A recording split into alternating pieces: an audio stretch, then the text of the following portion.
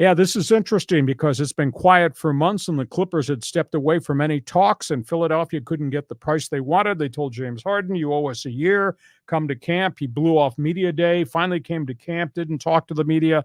Now he's talking to the media. I don't think he's going to play in the preseason games. They don't want to get him hurt. I've been told from NBA network people that I deal with that the Clippers have reopened trade talks with him. Clippers are trying to find a third team to get involved in a trade that would involve swapping veterans or draft picks or swapping of first-round picks so they could make this deal work because the Clippers don't want to tear their whole roster down just to go get the third guy in the equation, although I think the Clippers have got three in the equation already with Kawhi, with Paul George, and with Russell Westbrook. But evidently they are talking again, and that's why Harden is not playing in any of these Philadelphia preseason games. But they need a third team that's going to jump into the water with them and is willing to trade or take on contracts and trade number one picks or possibly flip-flop somebody's number one picks to make this deal work. I was told Philadelphia wants LA's number one. They want young guard Terrence Mann. They want a veteran player from LA.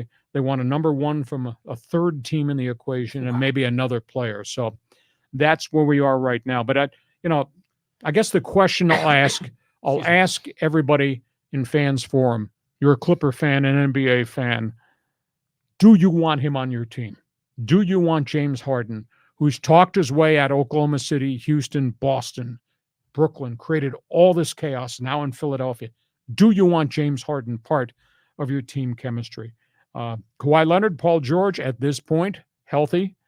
They played 15 minutes each in the preseason game, the debut game in Hawaii. Clippers have said everybody's going to play. We're going to be ready for the start of the season. We're not holding anybody back. Is there an injury risk? Yeah, but there's an injury risk if they play in the regular season and get hurt again, which they have an enormous amount of games that they have missed. So do you want James Harden wearing Clipper colors? Yeah, it'd be interesting to see how they make it work. Now, it seems like Russell Westbrook has a role there where he was kind of like a fifth wheel with the Lakers. It didn't work.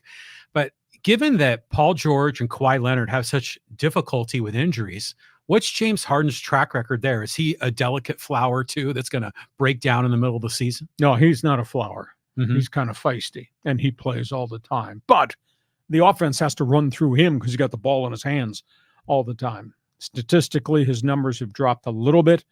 Maybe that's a byproduct of having gone to new systems so many times in so many years. I still think there's talent, but I also think there's toxic talent that comes with him. There's a whole bunch of baggage because every place he's been prior that he hasn't done a good job. You want him on the Clipper roster? Well, the Clippers need to do something because what they've done so far never seems to work. So, maybe if they got Harden in there and he kind of found a role like the way Westbrook did, and then hopefully Kawhi and Paul George stay healthy, then it could work. But it is playing with dynamite here. It could explode in your face with Harden because he's Mr. Disgruntled and he's going to want to go somewhere else next year. He's running out of places to go. Yeah, he is. The fact that he did not get traded this summer, that should be a message to him. Okay, from basketball.